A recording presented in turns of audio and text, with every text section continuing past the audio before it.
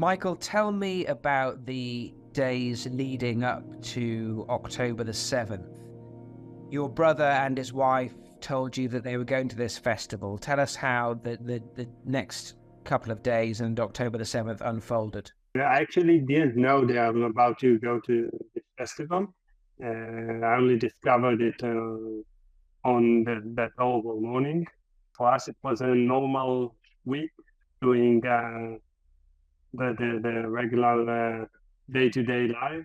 On that morning, I woke up.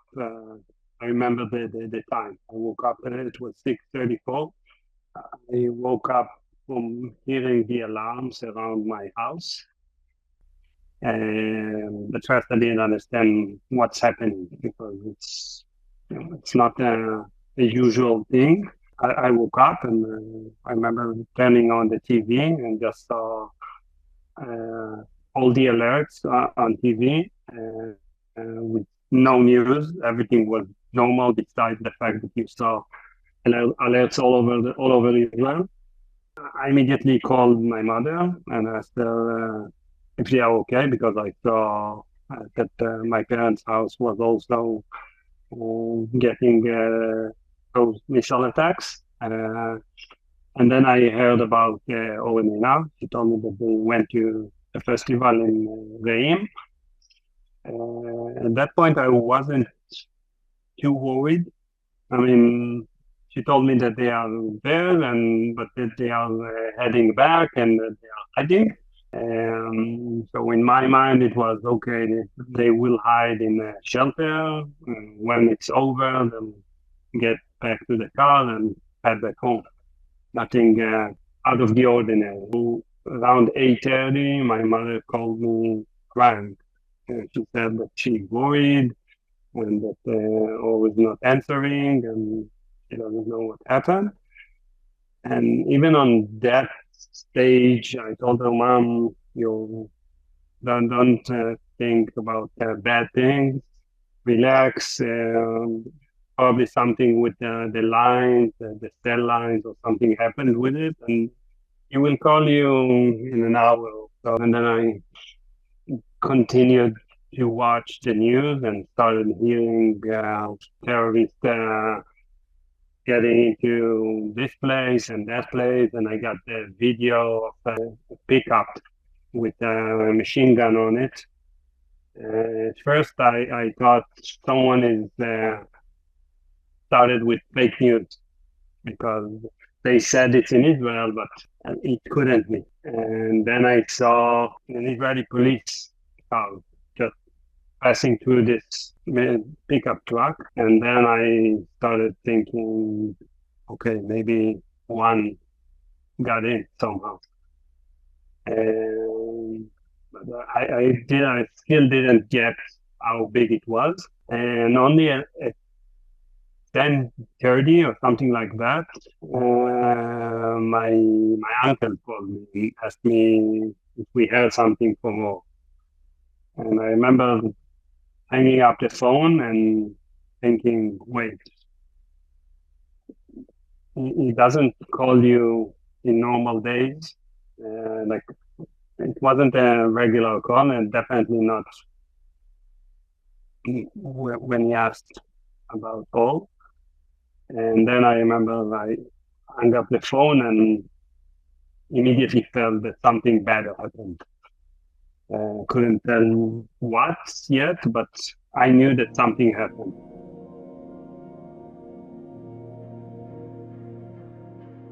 Their story started much earlier. They left Eynav's parents' house at 5:20 a.m. They left Almog there, their son, the 2-year-old son, and went to celebrate and take a break from the normal day-to-day routine.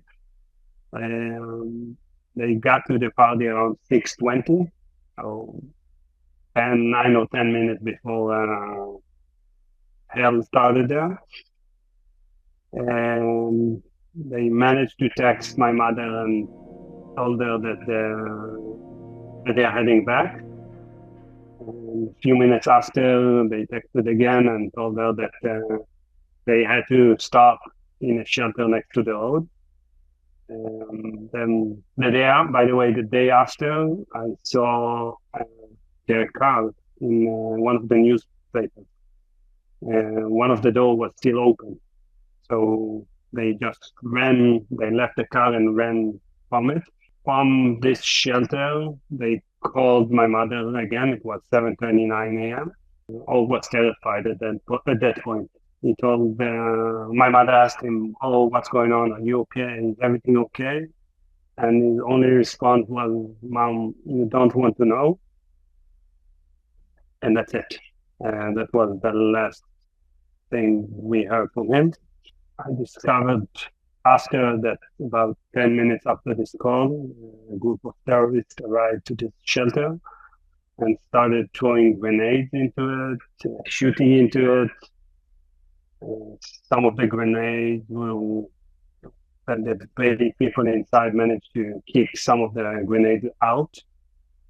But unfortunately, at least one of them exploded inside, murdering Eynav and 17 other people.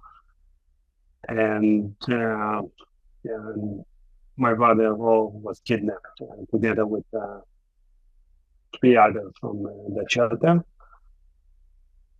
And unfortunately, I had to know. So I gathered any information I managed to get. Saw videos of them before inside the shelter, pictures of them, pictures of other people that were inside. I spoke to survivors. I even saw videos of the terrorists coming and throwing their grenades into the shelter. And also a horrible video of them kidnapping some of the people that were inside. I saw things that I regret I had to see, not just on this video, I mean, all the other videos I had to watch in order to find any clue. And unfortunately, I couldn't find anything, any information about what happened to them after the attack started. So I only knew that they were there until 7:40 something. But that's it. And at that point, they were missing. They were both missing. I tried everything. I watched those videos that we had from the shelter frame by frame. Managed to pick up a car license plate and got to some of the survivors. Spoke to them.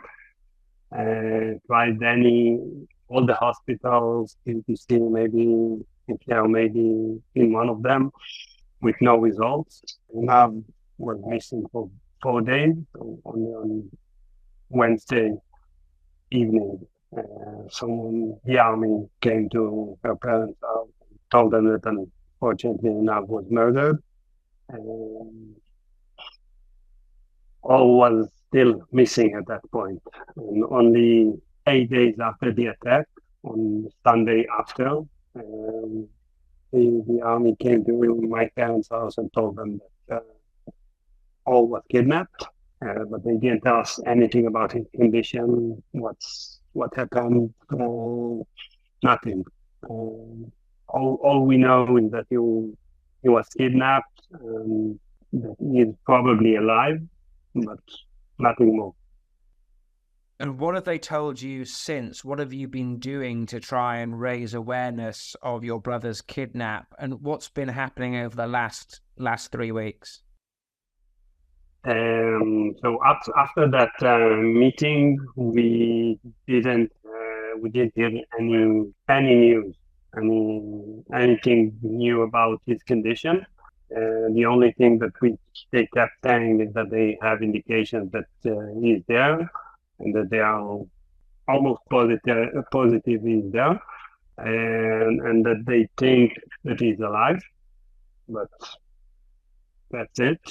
I have to do something in order to keep myself to not lose my mind. I have to do something. So I decided I would do everything in my power to get him back. Although I hate to speak to the media and to speak in front of a camera and do all of those things, I just decided to raise awareness and keep the pressure on the government, on the Israeli government, on foreign government to maybe put some pressure on Hamas that they will release the hostages that's basically crimes against humanity.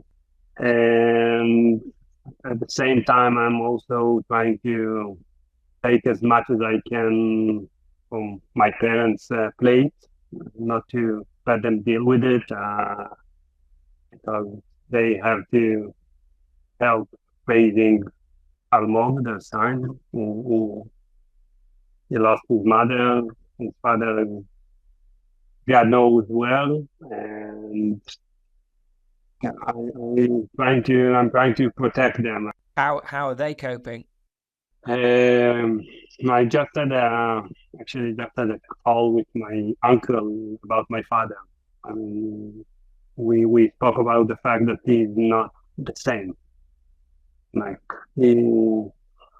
my uncle described it as if something just turned off.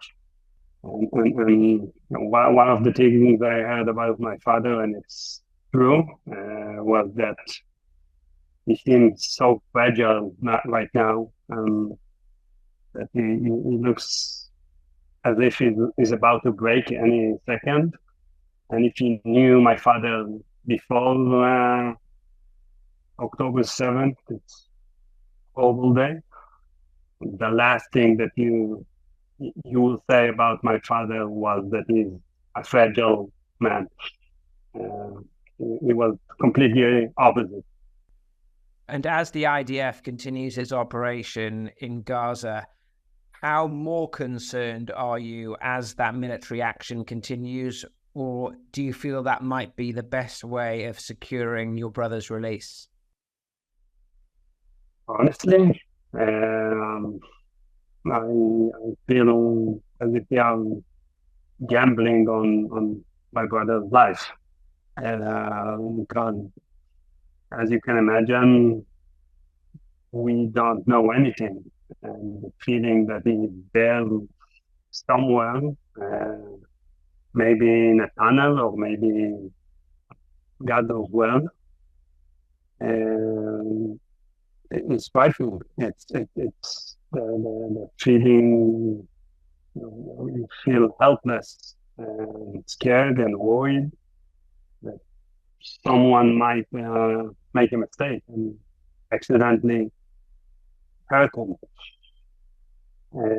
So to answer the question, yes, we are worried, we are concerned, and I'm trying to focus on the positive and hope that the army know what it's doing. But as I guess any family that